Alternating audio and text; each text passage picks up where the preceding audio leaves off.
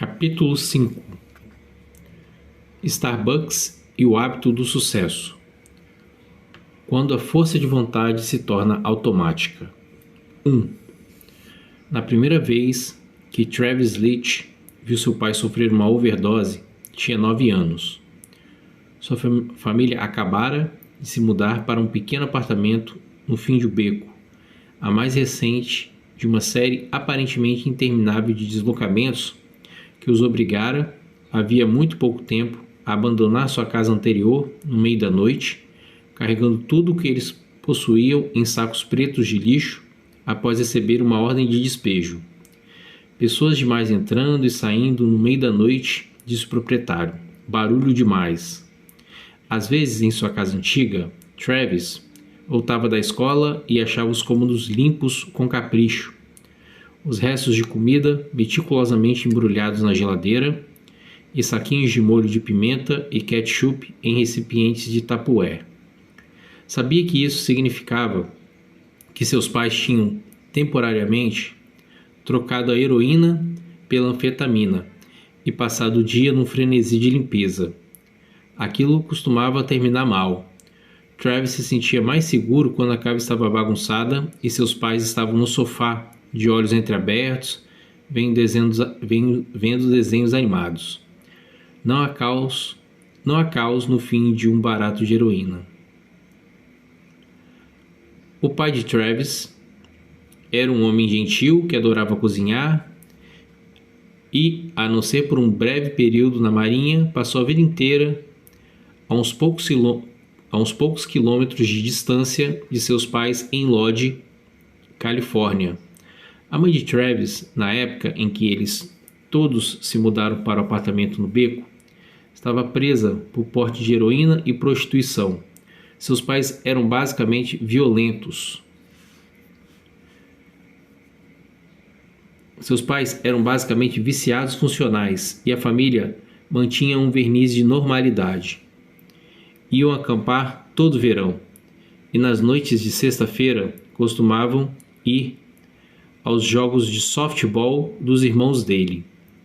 Quando Travis tinha 4 anos, foi à Disneylândia com o pai e foi fotografado pela primeira vez na vida por um empregado da Disney. A câmera da família tinha sido vendida a uma loja de penhores alguns anos antes. Na manhã da overdose, Travis e seu irmão estavam brincando na sala em cima dos cobertores que eles estendiam no chão toda noite para dormir. O pai de Travis estava se preparando para fazer panquecas quando entrou no banheiro, levando a meia comprida que continha agulha, colher, isqueiro e cotonetes. Uns poucos minutos depois, ele saiu, abriu a geladeira para pegar os ovos e desabou no chão. Quando os meninos entraram correndo, o pai estava tendo convulsões, o rosto ficando azul. Os irmãos de Travis já tinham visto uma overdose antes e conheciam o esquema. Seu irmão deitou o pai de lado. A irmã abriu a boca dele para garantir que ele não engasgaria com a própria língua e mandou Travis correr até a casa ao lado, pedir para usar o telefone do vizinho e ligar para 911.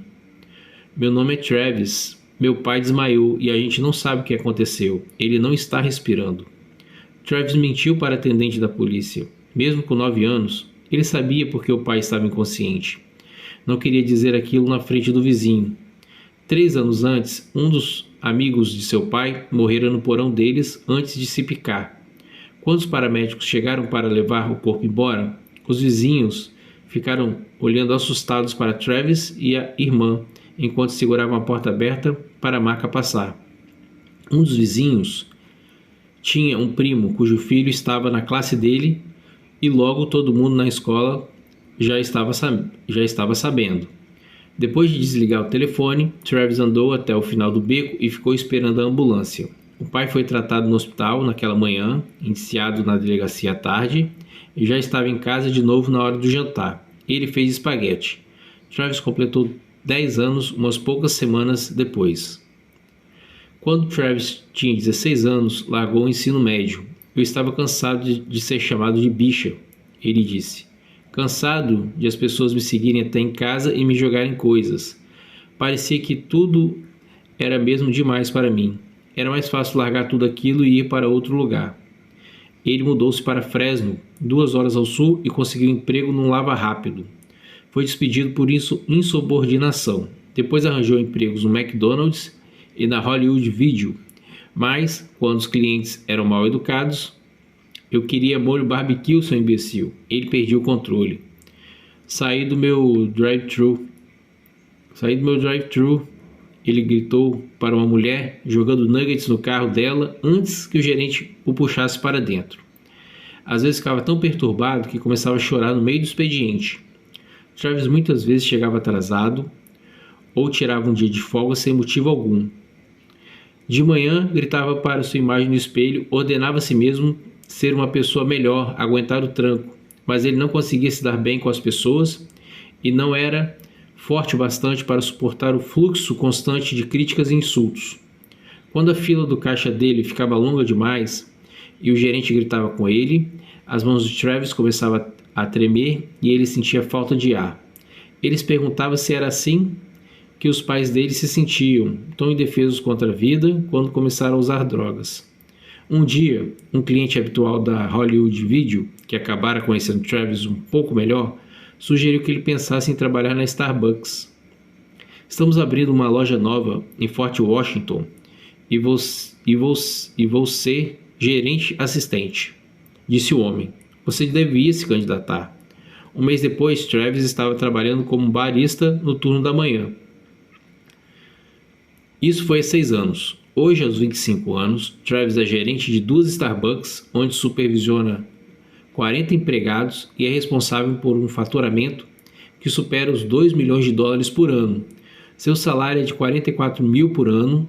Ele tem uma aposentadoria privada e nenhuma dívida. Nunca chega atrasado, não se irrita no trabalho. Quando uma de suas funcionárias começou a chorar depois que um cliente gritou com ela, Travis a levou de lado. Seu avental é um escudo, ele disse. Nada que uma pessoa diga jamais vai machucar você. Você sempre vai ser tão forte quanto quiser ser. Ele aprendeu aquele discurso em um de seus cursos de treinamento da Starbucks, um programa de ensino que teve início no seu primeiro dia e continua ao longo da carreira de um empregado.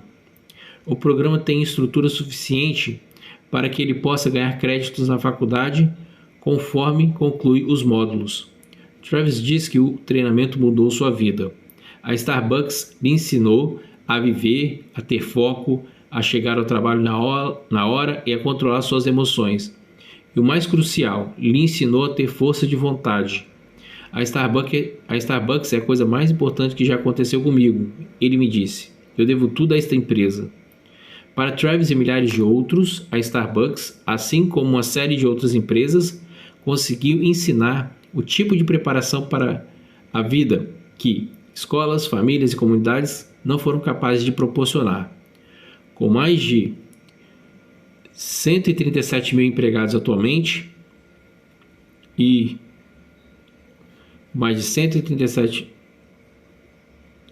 com mais de 137 mil empregados atualmente e mais de 1 milhão de ex-alunos, a Starbucks é agora, num certo sentido, uma das maiores instituições de ensino da nação.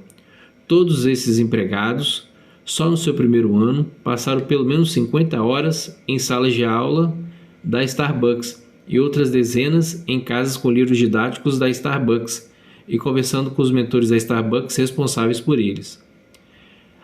A essência dessa aprendizagem é uma grande ênfase no hábito importantíssimo, a força de vontade. Dezenas de estudos mostram que a força de vontade é o hábito angular mais importante de todos para o sucesso individual. No estudo de 2005, por exemplo, pesquisadores da Universidade da Pensilvânia analisaram 134 alunos da 8ª série, medindo seus QIs e outros fatores, inclusive quanta força de vontade os alunos demonstravam, conforme medido em testes de autodisciplina. Os alunos com níveis mais altos de força de vontade tinham mais chances de tirar notas maiores nas aulas e de serem aceitos em escolas mais seletivas, tinham menos faltas, passavam menos tempo assistindo televisão e mais horas fazendo lição de casa. Os adolescentes com maior autodisciplina superaram seus colegas mais impulsivos em todas as variáveis de desempenho acadêmico, escreveram os pesquisadores. A autodisciplina previu o desempenho acadêmico de forma mais consistente que o QI. A autodisciplina também previu quais alunos melhorariam suas notas ao longo do ano letivo, enquanto que o QI não previu. A autodisciplina tem um efeito maior no desempenho acadêmico do que o talento intelectual. E o melhor modo de aumentar a força de vontade e dar uma vantagem aos alunos, indicam os estudos, é transformar isso num hábito.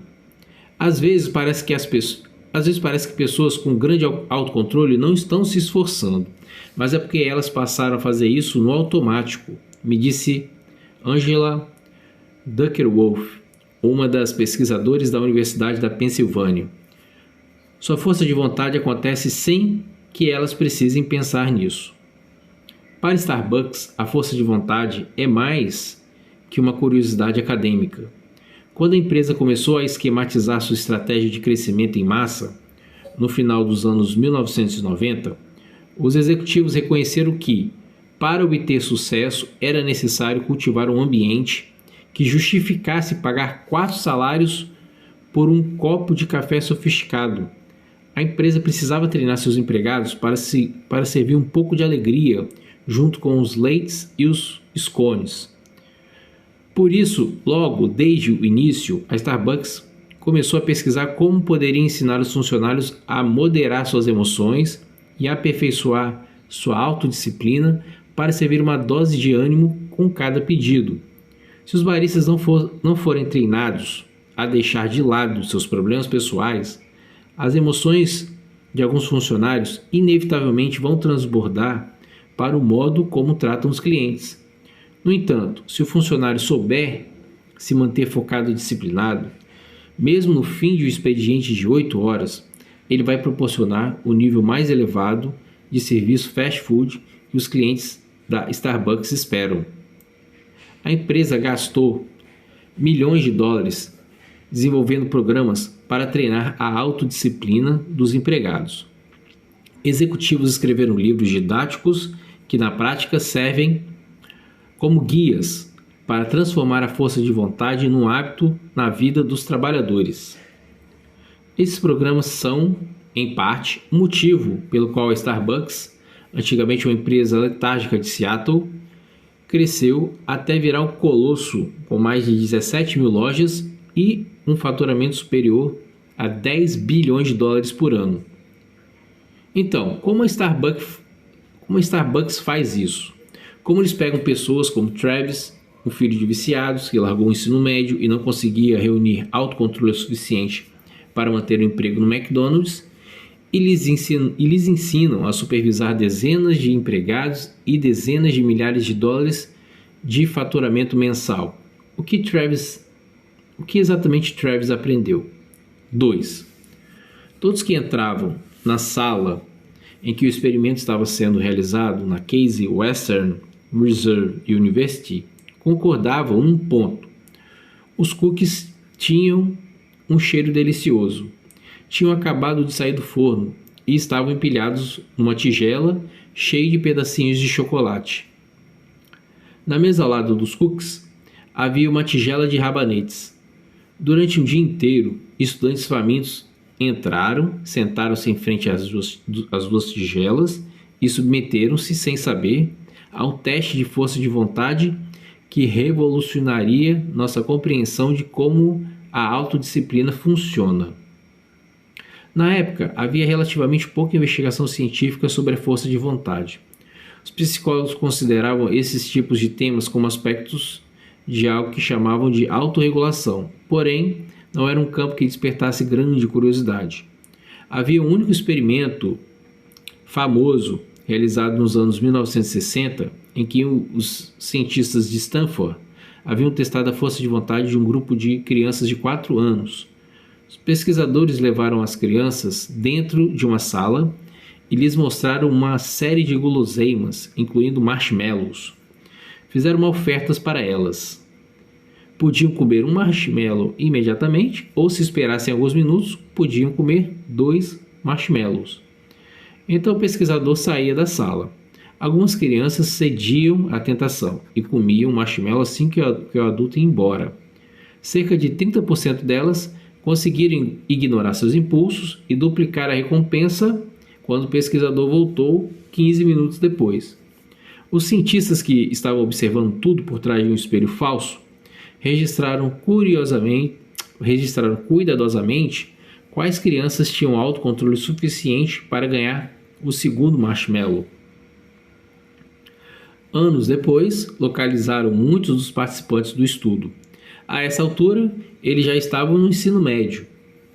Os pesquisadores perguntaram sobre suas notas e pontuações no SAT, sobre sua capacidade de manter amizades e de lidar com problemas importantes. Descobriram que as crianças de 4 anos que conseguiam adiar a recompensa por mais tempo acabavam tirando as melhores notas e resultados no SAT, que eram 210 pontos mais altos em média do que todas as outras. Eram mais populares e usavam menos drogas. Tudo indicava que, se você soubesse evitar a tentação de comer um marshmallow quando estava na pré-escola, também saberia como chegar à aula pontualmente e terminar a lição de casa quando ficasse mais velho, e ainda como fazer amigos e resistir à pressão dos colegas. Era como se as crianças que ignoravam os marshmallows tivessem capacidades autorregulatórias que lhe proporcionassem uma vantagem ao longo de toda a vida. Cientistas começaram a realizar experimentos semelhantes, tentando descobrir modos de ajudar as crianças a aumentar suas capacidades autorregulatórias. Descobriram que lhes ensinar truques simples, como se distrair fazendo um desenho ou imaginando uma moldura em volta do marshmallow, para que parecesse mais uma foto e menos uma tentação real, ajudava-lhes a aprender o autocontrole. Já nos anos 1980, surgiu uma teoria que se tornou aceita de um modo geral.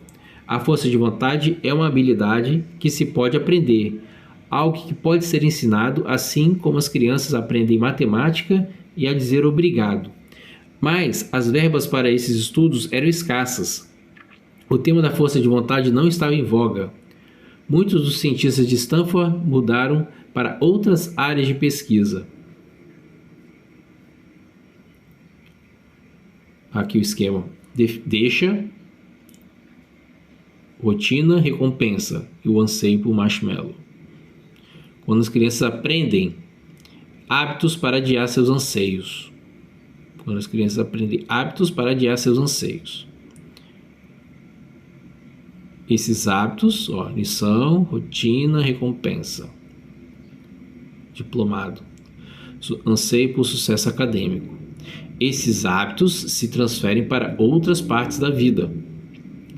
No entanto, quando um grupo de doutorandos em psicologia da Case Western, um dos quais se chamava Mark Moraven, descobriu esses estudos no meio da década de 1990, começaram a fazer perguntas que os pesquisadores anteriores pareciam ter deixado sem resposta. Para Moraven, este modelo de força de vontade como habilidade não era uma explicação satisfatória. Uma habilidade, afinal, é algo que permanece constante de um dia para o outro. Se você tem a habilidade de fazer uma omelete na quarta-feira, ainda saberá fazê-la na sexta. Na experiência de Moraven, no entanto, a sensação era de que ele se esquecia de exercer sua força de vontade o tempo todo.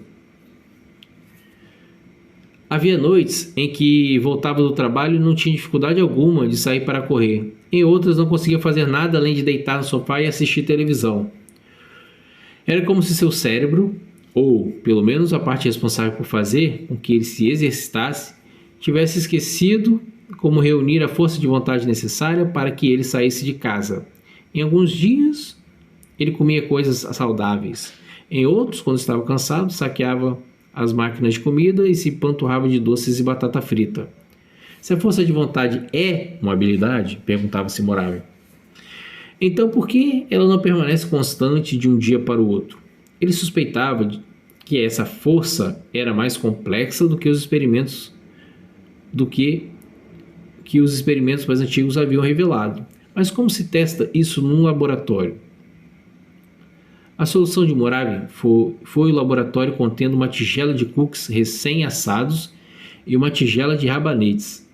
A sala era basicamente um closet com um espelho falso, equipada com uma mesa, uma cadeira de madeira, um sininho e um pequeno forno elétrico. 67 graduandos foram recrutados e instruídos a pular uma refeição. Um por um, os participantes sentaram-se diante das duas tigelas. O objetivo desse experimento é testar percepções de gosto, dizia uma pesquisadora para cada estudante, o que não era verdade. O objetivo era obrigar os estudantes, mas apenas alguns estudantes, a exercer sua força de vontade. Para isso, metade dos graduandos recebeu a instrução de comer os cookies e ignorar os rabanetes. A outra metade foi instruída a comer os rabanetes e ignorar os cookies. A teoria de Moravin era que ignorar cookies é difícil, exige força de vontade. Ignorar rabanetes, por outro lado, não exige praticamente nenhum esforço. Lembre, dizia a pesquisadora, coma só a comida que foi designada a você. Então, saia da sala. Assim que os estudantes se viam sozinhos, começavam a comer. Os comedores de cookies estavam no paraíso. Os de rabanete sofriam uma agonia. Estavam penando muito, esforçando-se a ignorar os cookies quentinhos.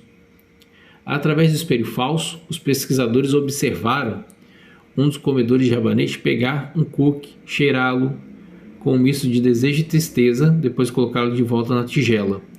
Outro pegou uns cookies, devolveu e depois lambeu os dedos dos dedos o chocolate derretido. Após 5 minutos, a pesquisadora entrava de novo na sala. Segundo a estimativa de Moravin, a força de vontade dos comedores de rabanete tinha sido intensamente posta à prova pela instrução de comer o legume amargo e ignorar a guloseima. Os comedores de cookies quase não tinham exercido sua autodisciplina. Precisamos esperar cerca de 15 minutos para que a memória sensorial do alimento que você comeu se dissipe. A pesquisadora dizia a cada participante. Para passar o tempo, ela pediu que eles resolvessem um quebra-cabeça. Parecia relativamente simples. Traçar um certo padrão geométrico sem tirar o lápis do papel nem passar pela mesma linha 2 vezes. Se quiser desistir, dizia a pesquisadora, toque o sino. Ela insinuava que resolver o quebra-cabeça não demoraria muito. Na verdade, o quebra-cabeça era impossível de resolver. Aquele quebra-cabeça não era um passatempo. Era a parte mais importante do experimento. Era preciso uma enorme força de vontade para continuar tentando resolver o quebra-cabeça, principalmente quando todas as tentativas fracassavam. Os cientistas perguntaram: será? Os cientistas se perguntaram: será que os estudantes já tinham gastado sua força de vontade ignorando os cookies? Será que os estudantes que já tinham gastado sua força de vontade ignorando os cookies iam desistir do quebra-cabeça mais rápido?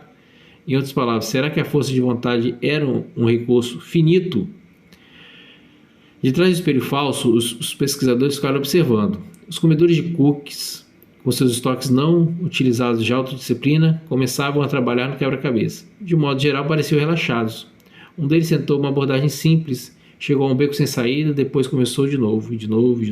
Alguns tentaram por mais de meia hora antes que a pesquisadora dissesse que eles para eles pararem. Em média, os comedores de cookies passaram quase 19 minutos cada um tentando resolver o quebra-cabeça antes de tocar o sino. Os comedores de rabanete, com sua força de vontade esgotada, agiram de modo completamente diferente. Resmungavam enquanto tentavam resolver o quebra-cabeça. Ficavam frustrados. Um deles reclamou que o experimento todo era uma perda de tempo. Alguns puseram a cabeça na mesa e fecharam os olhos. Houve um que foi ríspido com a pesquisadora quando ela voltou. Em média, os comedores de rabanete se esforçaram durante apenas cerca de 8 minutos, 60% menos tempo do que os comedores de cookies antes de desistir. Quando a pesquisadora perguntou depois como eles se sentiam, um dos comedores de rabanete disse que estava cansado dessa experiência imbecil. Fazendo as pessoas usarem parte de sua força de vontade para ignorar os cookies, nós as tínhamos colocado num estado em que estavam dispostos a desistir muito mais rápido. Moravi me disse: já houve mais de 200 estudos sobre essa ideia desde então, e todos concluíram a mesma coisa. Força de vontade não é só uma habilidade, é um músculo, como os músculos dos seus braços ou pernas, e ela fica cansada quando faz esforço. Por isso sobra menos força para outras coisas. Os pesquisadores se basearam nessa descoberta para explicar todo tipo de fenômeno.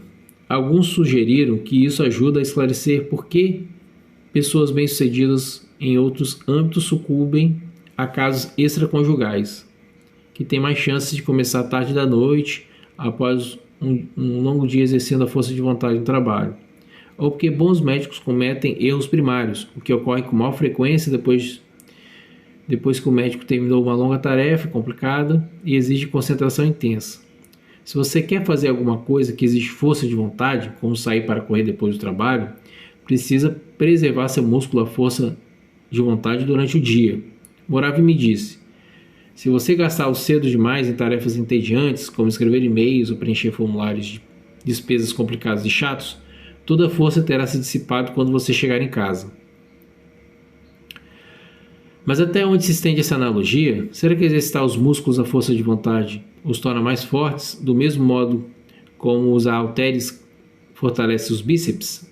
Em 2006, dois pesquisadores australianos, Megan Watson e Ken Sheng, tentaram responder essa pergunta criando um programa de exercícios de força de vontade. Eles inscreveram 24 pessoas com idades entre 18 e 50 anos no programa de exercícios físicos e, ao longo de 2 meses, submeteram-nas a um número cada vez maior de séries de levantamento de peso, de treinamento de resistência e de atividades aeróbicas. Semana após semana, as pessoas se esforçavam a se exercitar com mais frequência, usando cada vez mais força de vontade, sempre que iam à academia. Depois de 2 meses, os pesquisadores esquadrinharam o resto da vida dos participantes para ver se o aumento da força de vontade na academia resultava numa maior força de vontade em casa. Antes do experimento começar, a maioria dos sujeitos era de sedentários assumidos. Agora eles estavam em melhor forma física, é claro, mas também estavam mais saudáveis em outras partes de suas vidas. Quanto mais tempo passava na academia, menos cigarros fumavam, menos álcool, cafeína e comida gordurosa consumiam. Estavam dedicando mais horas à lição de casa e menos à televisão. Estavam menos deprimidos. Talvez Watson e Sheng se perguntaram, esses resultados não tivessem nada a ver com a força de vontade. E se o exercício apenas deixar as pessoas mais felizes e com menos fome de fast food? Então projetaram outro experimento. Dessa vez escreveram 29 pessoas no programa de gerenciamento de dinheiro de 4 meses. Definiram metas de poupança e pediram aos participantes que se privassem de luxos, tais como comer em restaurantes ou ir ao cinema. Pediu aos participantes que mantivessem registros detalhados de tudo o que compravam, o que foi maçante no começo, mas por fim as pessoas desenvolveram a autodisciplina necessária para anotar cada compra. As finanças dos participantes melhoraram conforme eles avançavam no programa. E o mais surpreendente, eles também fumavam menos cigarros, beberam menos álcool e cafeína, em média 2 xícaras de café a menos, 2 cervejas a menos e entre os fumantes 15 cigarros a menos por dia. Comeram menos comida industrializada, ficaram mais produtivos no trabalho e na escola. Era como o estudo dos exercícios físicos. Conforme as pessoas fortaleciam seus músculos da força de vontade numa parte de sua vida, na academia ou no programa de gerenciamento de dinheiro, essa força transbordava para o que eles comiam ou para seu desempenho no trabalho. Uma vez que a força de vontade se tornava mais poderosa, ela afetava tudo. Watson e Sheng fizeram mais um experimento. escrevendo 45 estudantes num programa de melhoria acadêmica focado em criar hábitos de estudo. Previsivelmente, a capacidade de aprendizagem dos participantes melhorou. E os estudantes também fumaram menos, beberam menos, assistiram menos televisão e exercitaram-se mais e se alimentaram de forma mais saudável, embora todas essas coisas jamais tivessem sido mencionadas no programa acadêmico. Novamente, conforme seus músculos da força de vontade se desenvolveram, os bons hábitos pareceram transbordar para as outras partes de sua vida. Quando você aprende a se esforçar a ir à academia, a começar sua lição de casa ou comer uma salada em vez de um hambúrguer, parte do que está acontecendo é que você está mudando o modo como pensa, disse Todd Wetherton, um pesquisador de Dartmouth, que trabalhou em estudos sobre a força de vontade. As pessoas aprendem a controlar melhor seus impulsos, aprendem a se distrair das tentações, e uma vez que você entrou nesse suco criado pela força de vontade, seu cérebro tem prática em ajudar você a se concentrar num objetivo. Há agora centenas de pesquisadores em quase todas as principais universidades estudando a força de vontade. Escolas públicas independentes da Filadélfia, Seattle, Nova York e de outras cidades começaram a incorporar aulas de desenvolvimento da força de vontade aos seus currículos. No KEEP, no Knowledge is Power Program, Programa Conhecimento é Poder, um grupo de escolas independentes que atende estudantes de baixa renda em todo o país, ensinar autocontrole é parte da filosofia das escolas.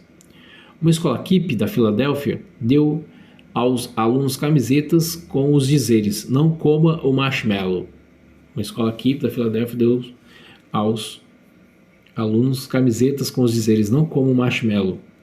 Muitas dessas escolas elevaram drasticamente as pontuações dos alunos nas provas.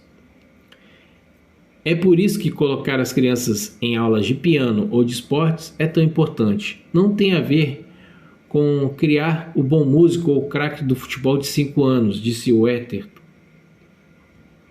Etherton. Quando você aprende a se obrigar a praticar durante 1 hora ou correr 15 voltas, começa a construir força de autocontrole. O menino de 5 anos, capaz de seguir a bola durante 10 minutos, se torna um aluno de 6ª série que pode começar a lição de casa na hora certa. Conforme as pesquisas sobre a força de vontade foram se tornando um assunto em alta nas publicações científicas e em artigos de jornal, isso começou a transbordar para o mundo corporativo nos Estados Unidos. Empresas como Starbucks e a Gap, o Walmart, restaurantes ou quaisquer outros negócios que dependam de funcionários recém-contratados enfrentam todas um problema em comum. Por mais que seus funcionários queiram fazer um bom trabalho, muitos fracassam porque carecem de autodisciplina. Chegam atrasados, brigam com clientes mal educados, distraem-se ou são sugados para dentro de dramas no seu local de trabalho. Pedem demissão sem motivo algum. Para vários funcionários, a Starbucks é a sua primeira experiência profissional, disse Christine DePut, que ajudou a supervisionar os programas de treinamento da empresa durante mais de uma década. Se seus pais ou professores vêm dizendo a você o que fazer sua vida inteira, e de repente há clientes gritando e seu chefe está ocupado demais para orientá-lo, isso pode ser realmente assombrante. Muitas pessoas não conseguem fazer a transição. Então tentamos descobrir um jeito de dar a nossos empregados a autodisciplina que não aprenderam no ensino médio. Mas quando empresas como a Starbucks tentaram aplicar ao local de trabalho as lições da força de vontade extraídas nos estudos sobre rabanetes e cookies e sobre exercícios físicos, encontraram dificuldades. Financiaram aulas de perda de peso e ofereceram aos funcionários mensalidades grátis em academias, na esperança de que os benefícios transbordassem para o modo como eles serviam café. A frequência era irregular. Os funcionários reclamavam que era difícil ficar sentado assistindo a uma aula ou ir à academia depois de um dia inteiro de trabalho. Se uma pessoa tem problemas de autodisciplina no trabalho, provavelmente também vai ter dificuldade de frequentar um programa projetado para fortalecer a autodisciplina depois do trabalho, disse Muravin. Mas a Starbucks estava decidida a resolver esse problema.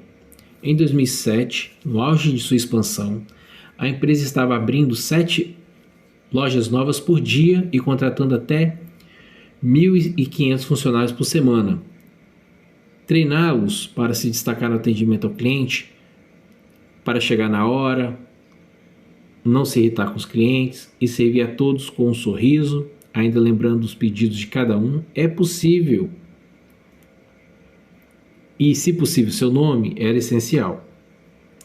As pessoas esperam que um leite caro seja servido com um certo brilho. Não estamos no ramo do café servindo pessoas, me disse Howard Beer, ex-presidente da Starbucks. Estamos no ramo das pessoas servindo café. Todo o nosso modelo de empresa é baseado num atendimento espetacular. Sem isso, estamos perdidos.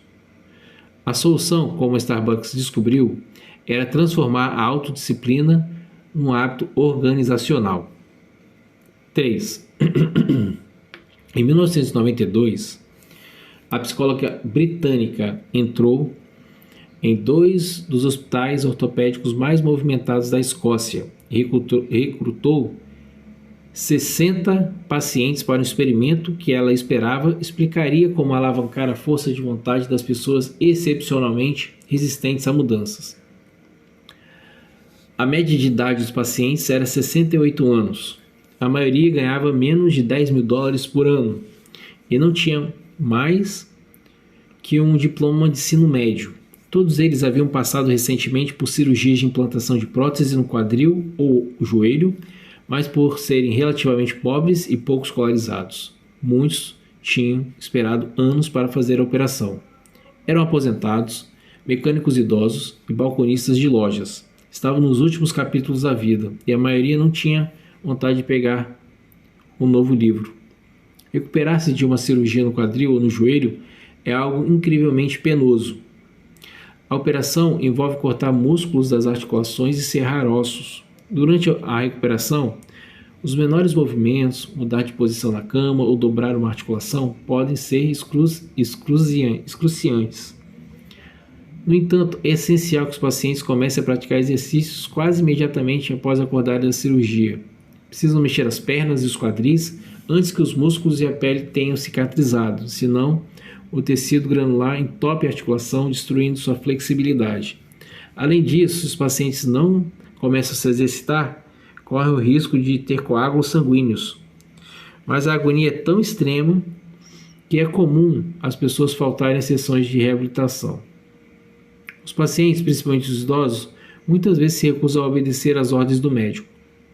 Os participantes do estudo escocês eram os tipos de pessoas com mais chances de fracassar na reabilitação. A cientista que realizou o experimento queria ver se era possível ajudá-los a tomar as rédeas de sua força de vontade. Após cada cirurgia, ela dava ao paciente um folheto que detalhava seu cronograma de reabilitação e no verso havia 13 páginas adicionais, uma para cada semana, com espaços em branco e instruções. Minhas metas para essa semana são: escreva exatamente o que você vai fazer. Por exemplo, se você vai sair para caminhar esta semana, anote onde e quando você vai caminhar. Ela pediu aos pacientes que preenchessem cada uma dessas páginas com planos específicos. Então, comparou a recuperação dos que escreveram metas com a de outro grupo de pacientes que tinham recebido os mesmos folhetos, mas não escreveram nada. Parece absurdo pensar que o ato de dar às pessoas alguns pedaços de papel em branco pode fazer uma diferença na rapidez com que elas se recuperam de uma cirurgia. Mas quando a pesquisadora visitou os pacientes 3 meses depois, descobriu uma diferença marcante entre os dois grupos. Os pacientes que tinham escrito planos em seus folhetos haviam começado a andar quase 2 vezes mais rápido do que os que não tinham. Eles começaram a sentar e levantar da cadeira sem ajuda, quase 3 vezes mais rápido. Estavam calçando sapatos, lavando roupa e preparando refeições mais depressa que os pacientes que não tinham anotado previamente suas metas. A psicóloga queria entender por quê. Ela examinou os folhetos e descobriu que a maior parte das páginas em branco tinha sido preenchidas com planos específicos e detalhados sobre os aspectos mais mundanos da recuperação. Um paciente, por exemplo, escrevera: vou andar até o ponto de ônibus amanhã para encontrar minha mulher quando ela chegar do trabalho. E então anotara a que horas ele iria sair, o caminho que faria, o que vestiria, qual casaco iria levar se estivesse chovendo e que pílulas tomaria se a dor ficasse incontrolável. Outro paciente, num estudo semelhante, escreveu uma série de cronogramas muito específicos referente aos exercícios que faria toda vez que fosse ao banheiro. Um terceiro escreveu um itinerário detalhado, minuto a minuto, para dar uma volta no quarteirão. Examinando cuidadosamente os folhetos, a psicóloga viu que muitos dos planos tinham algo em comum. Eram focados em como os pacientes lidariam com um momento específico de dor prevista. O homem que se exercitava a caminho do banheiro, por exemplo, sabia que, cada vez que levantava do sofá, a dor era excruciante. Por isso escreveu um plano para lidar com ela.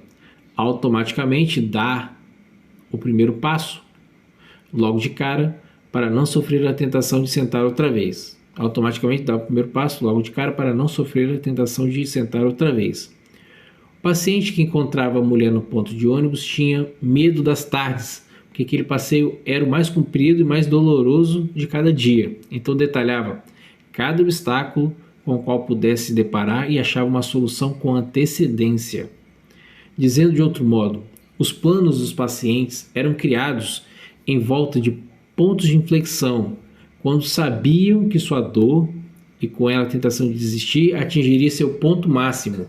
Os pacientes estavam dizendo a si mesmos como passariam por cima do obstáculo. Deixa, dê a hora, rotina, andar e recompensa. Chegar lá, encontrar a mulher no ponto de ônibus. Os pacientes criaram hábitos de força de vontade para ajudá-los a superar pontos de inflexão dolorosos. Cada um deles, intuitivamente, pôs em prática as mesmas regras que Claude Hopkins usara para vender a Pepsodent. Identificaram deixas simples e recompensas óbvias. O homem que encontrava sua mulher no ponto de ônibus, por exemplo, identificou uma deixa fácil. São 3h30, ela está vindo para casa. E definiu claramente sua recompensa. Querida, estou aqui. Quando surgia a tentação de desistir no meio da caminhada, o paciente era capaz de ignorá-la, pois transformara a autodisciplina num hábito. Não há motivo para que outros pacientes, os que não escreveram planos de recuperação, não pudessem ter agido do mesmo modo. Todos os pacientes tinham sido expostos às mesmas advertências e avisos no hospital.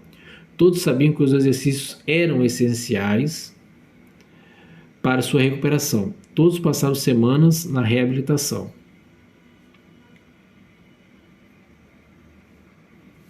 Mas os pacientes que não escreveram nenhum plano estavam numa desvantagem significativa, pois nunca pensaram com antecedência em como lidar com pontos de inflexão dolorosos. Nunca criaram deliberadamente hábitos de força de vontade. Mesmo se pretendiam dar uma volta no quarteirão, sua determinação os abandonava quando enfrentavam a agonia dos primeiros passos. Quando as tentativas da Starbucks de impulsionar a força de vontade dos funcionários através de matrículas em academias e workshops de dieta se mostraram ineficazes, os executivos decidiram que precisavam de uma nova abordagem. Começaram olhando mais de perto o que estava realmente acontecendo dentro de suas lojas.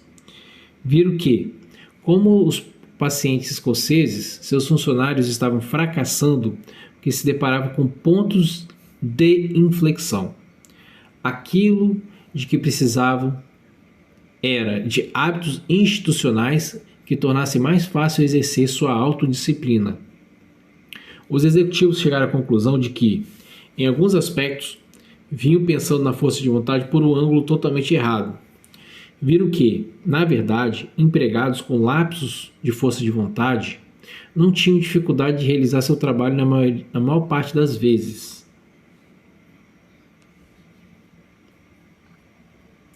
Num dia normal, um funcionário com uma deficiência de força de vontade não era diferente dos outros.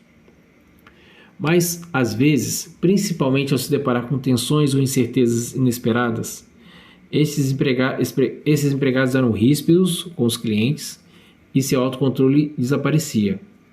Um cliente talvez começasse a gritar, por exemplo, e uma funcionária normalmente calma perdia a compostura. Uma multidão impaciente talvez sobrecarregasse um barista e de repente ele estava à beira das lágrimas.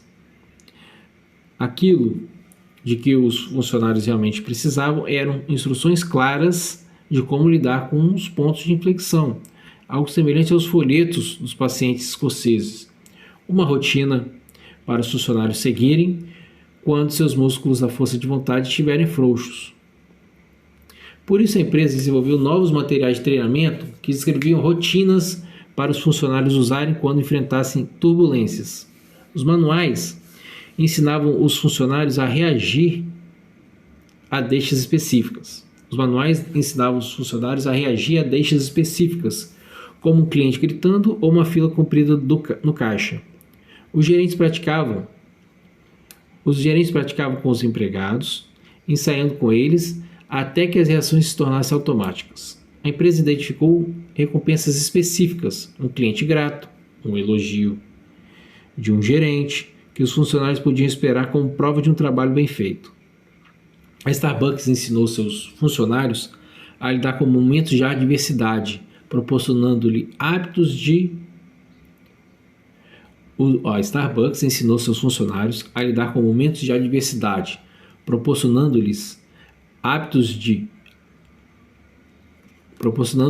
loops de hábitos de força de vontade.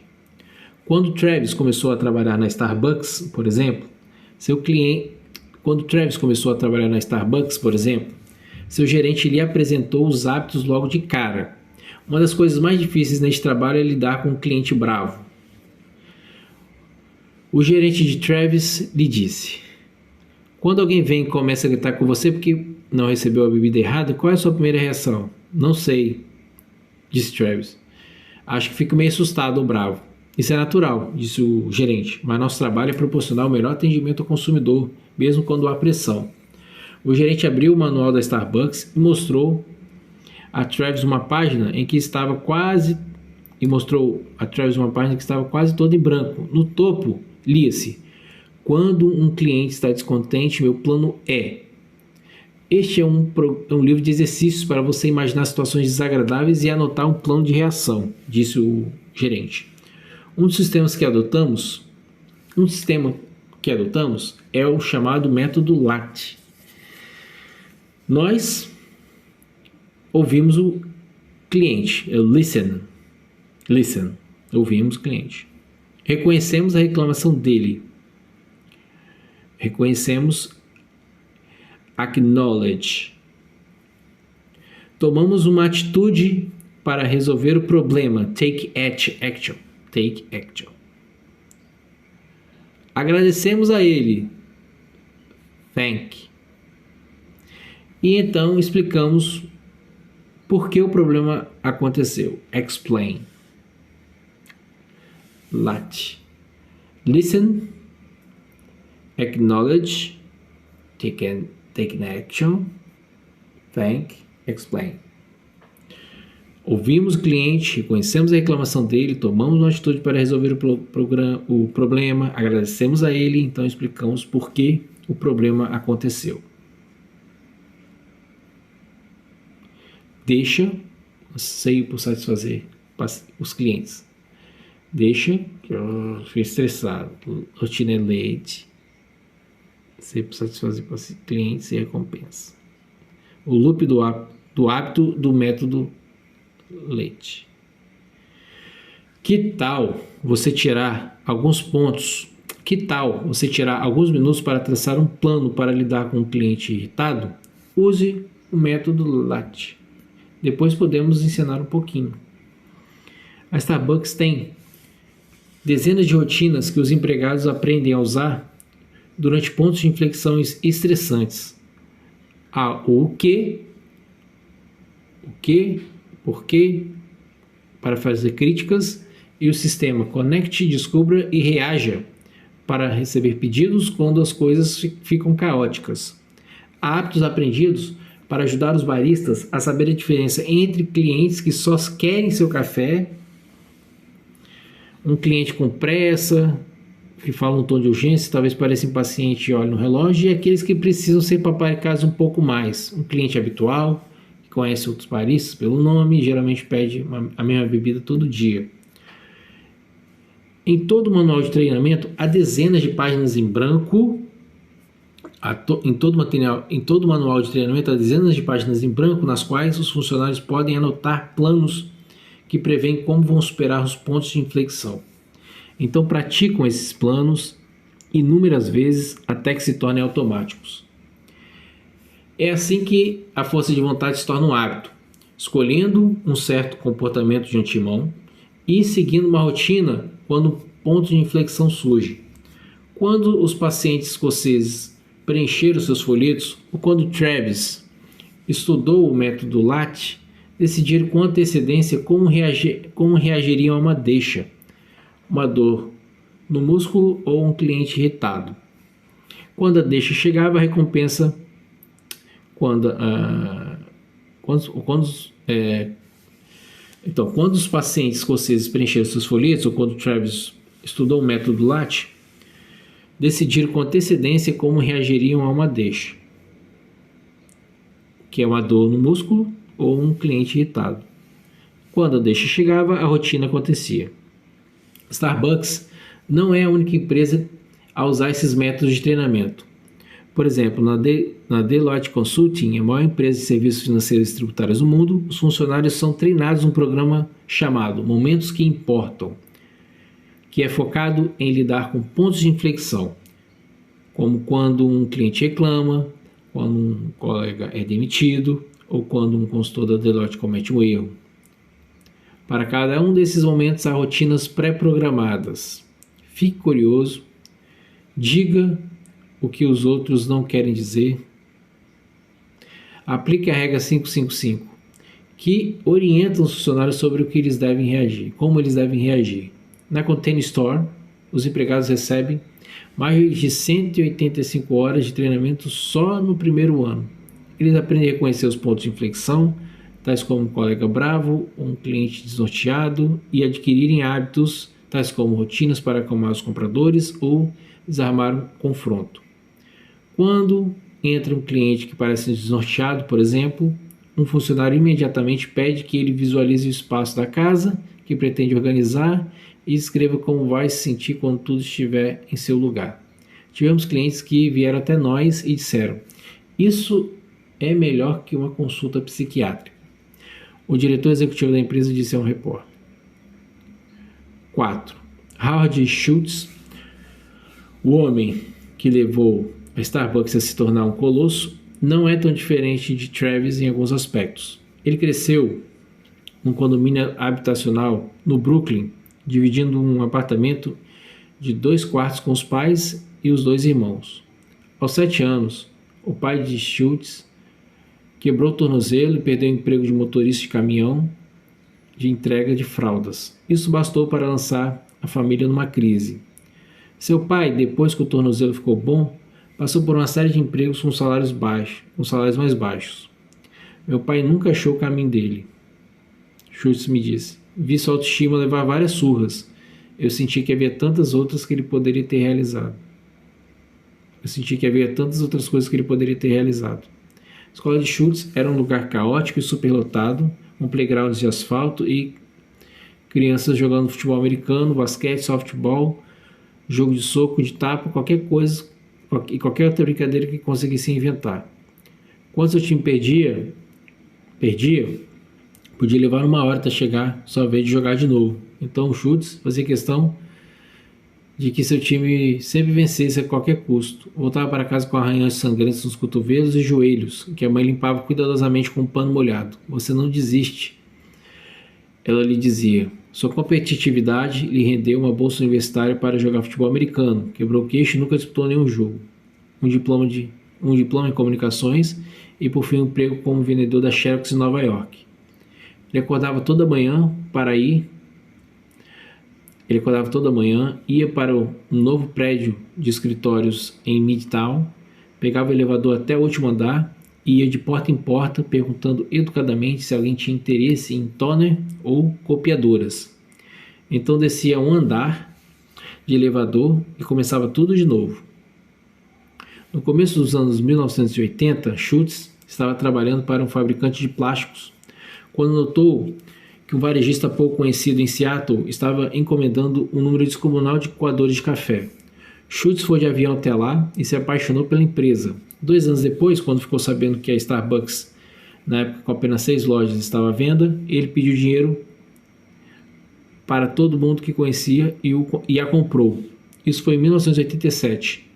Em 3 anos havia 84 lojas. Em 6, mais de 1.000.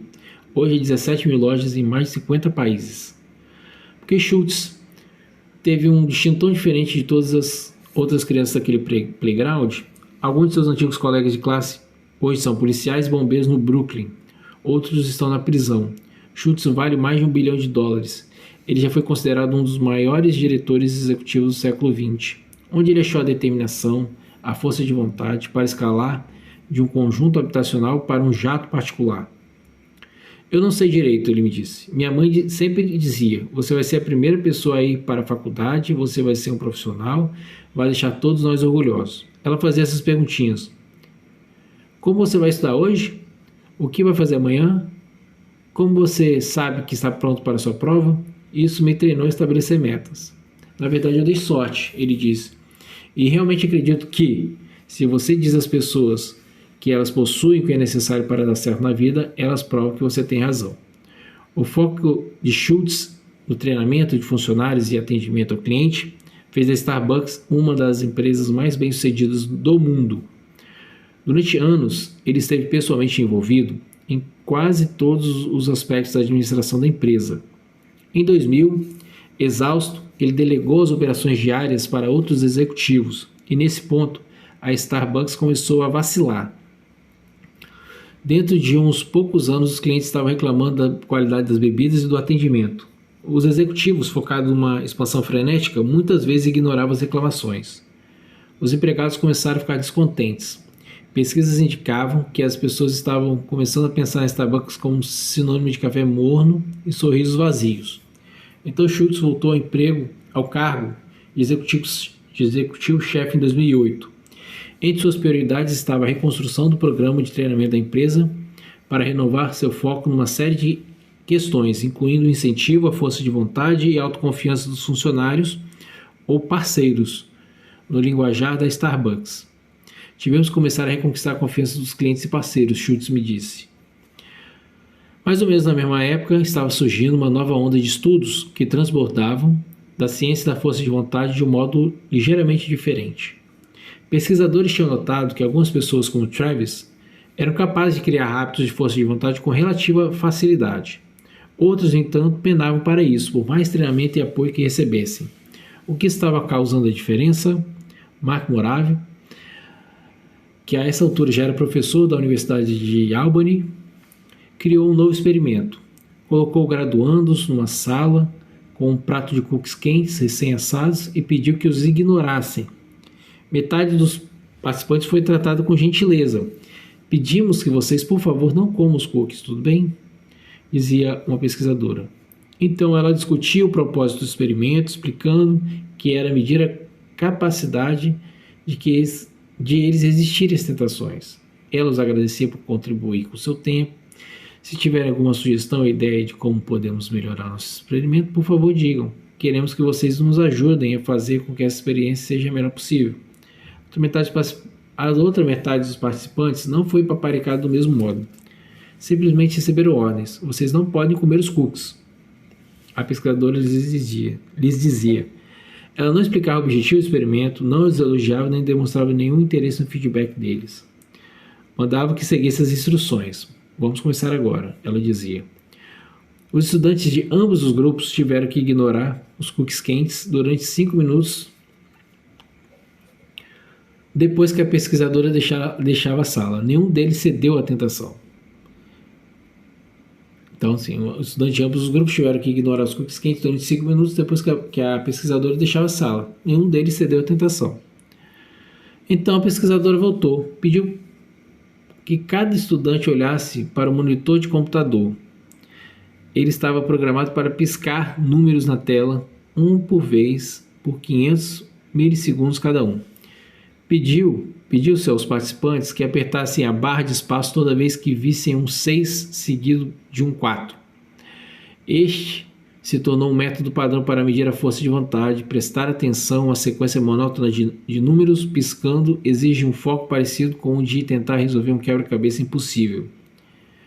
Os pacientes que tinham sido tratados com gentileza se saíram bem no teste de computador. Sempre que aparecia um 4 seguido de um, sempre que aparecia um 6 seguido de um 4, eles batiam na barra de espaço. Conseguiram manter o foco durante todos os 12 minutos. Apesar de ter ignorado os cookies, eles tinham força de vontade sobrando. Os estudantes que tinham sido tratados com rispidez, por outro lado, foram péssimos no teste. Várias vezes esqueciam de apertar a barra de espaço. Diziam que estavam cansados e não conseguiam se concentrar. Os pesquisadores determinaram que seu músculo, a força de vontade, tinha sido extenuado pelas instruções bruscas. Quando Moravin voltou a explorar por que os estudantes que haviam sido tratados com gentileza tinham mais força de vontade, descobriu que a diferença principal era a sensação de controle que possuía sobre sua experiência. Encontramos isso inúmeras vezes, me disse Moravin. Quando se pede às pessoas que façam algo que exija autocontrole, se acham que estão fazendo isso por motivos pessoais, se sentem que é uma escolha ou algo que apreciam porque ajuda os outros, é muito menos cansativo. Se sentem que não têm autonomia, se só estão cumprindo ordem, seus músculos da força de vontade se cansam muito mais rápido. Em ambos os casos, as pessoas ignoram os cookies. Mas quando os estudantes foram tratados como engrenagens e não como pessoas, isso exigiu muito mais força de vontade. Para empresas e organizações, essa descoberta tem implicações enormes. O simples ato de dar aos empregados um senso de autonomia, uma sensação de que estão no controle, de que têm autoridade legítima para tomar decisões, pode aumentar radicalmente o grau de energia e o foco que eles dedicam ao emprego. Um estudo de 2010, numa fábrica de Ohio, por exemplo, examinou funcionários da linha de montagem que receberam autonomia para tomar pequenas decisões sobre seus horários e o ambiente de trabalho. Eles desenharam seus próprios uniformes e tinham autonomia sobre os turnos. Nada mais mudou. Todos os processos de fabricação em escala de pagamento continuariam iguais. Depois de 2 meses, a produtividade da fábrica cresceu em 20%. Os funcionários estavam fazendo intervalos mais curtos e cometendo menos erros. Dar aos empregados um senso de controle melhorou o grau de disciplina que dedicavam aos seus empregos. As mesmas lições se aplicam ao Starbucks. Hoje a empresa foca em dar aos empregados maior senso de autoridade. Eles pediram aos funcionários que formulassem a disposição das máquinas de expresso e caixas registradoras, que decidissem por conta própria como os clientes devem ser cumprimentados e onde as mercadorias deviam ficar expostas. Não é incomum um gerente de loja passar horas discutindo com seus funcionários onde um liquidificador deve ser colocado. Começamos a pedir que os parceiros usem seu intelecto e criatividade em vez de dizer a eles: tire o café da caixa, coloque o copo aqui e siga esta regra, diz Chris Engskov, vice-presidente da Starbucks. As pessoas querem estar no controle de suas vidas. A rotatividade dos empregados diminuiu, a satisfação dos clientes aumentou. Desde a volta de Schultz, a Starbucks alavancou o faturamento de mais de 1,2 bilhão de dólares por ano. 5. Quando Travis tinha 16 anos, antes de abandonar a escola e começar a trabalhar para Starbucks, sua mãe lhe contou uma história. Eles estavam no carro e Travis perguntou por que não tinha mais irmãos. Sua mãe sempre tentava ser totalmente honesta com os filhos e por isso lhe contou que engravidara 2 anos antes de Travis nascer, porém fizeram um aborto. Explicou que já tinham 2 filhos àquela altura e eram viciados em drogas. Não achava que podia sustentar mais um bebê. Então, um ano depois, ela engravidou de Travis. Pensou em fazer outro aborto, mas seria um peso grande demais. Era mais fácil deixar que a natureza seguisse seu curso. Travis nasceu. Ela me disse que cometera vários erros, mas que eu ter nascido foi uma das melhores coisas que já aconteceram com ela. Travis disse. Quando seus pais são viciados, você cresce sabendo que não pode contar com eles sempre que precisar. Mas eu dei muita sorte de encontrar chefes que me deram o que estava faltando. Se minha mãe tivesse tido a mesma sorte que eu, acho que as coisas teriam sido diferentes para ela. Uns poucos anos depois dessa conversa, o pai de Travis telefonou para dizer que uma infecção entrara na corrente sanguínea da mãe dele através de uns lugares do braço em que ela costumava se picar. Travis pegou o carro e foi imediatamente até o hospital em Lodge, mas ela estava inconsciente quando ele chegou. Ela morreu meia hora depois, quando retiraram o equipamento de suporte vital. Uma semana depois, o pai de Travis foi internado com pneumonia. Seu pulmão estava arruinado. Travis foi até Lodge de novo, mas eram 18h02 quando ele chegou ao pronto-socorro. Uma enfermeira lhe disse bruscamente que ele teria que voltar no dia seguinte. A hora de visita estava encerrada. Travis já pensou muito nesse dia desde então. Ainda não tinha começado a trabalhar na Starbucks, não aprendera a controlar suas emoções, não tinha os hábitos que, desde então, passou anos exercitando.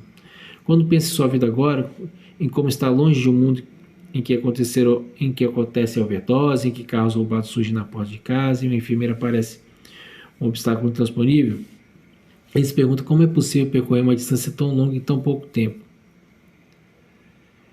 Se ele tivesse morrido um ano depois, tudo teria sido diferente, ele me disse. Àquela altura, Travis já saberia como insistir calmamente com a enfermeira, saberia reconhecer a autoridade dela, então pedir educadamente que abrisse uma pequena exceção. Teria conseguido entrar no hospital. Em vez disso, ele desistiu e foi embora. Eu disse, só quero falar com ele uma vez. E ela ficava dizendo, ele nem está acordado, já passou do horário de visitas, volte amanhã. Eu não sabia o que dizer, me senti tão pequeno. O pai de Travis morreu naquela noite. No aniversário da morte do pai, todo ano, Travis acorda cedo, toma um banho mais demorado que o de costume, planeja seu dia nos mínimos detalhes e vai de carro para o trabalho. Ele sempre chega na hora.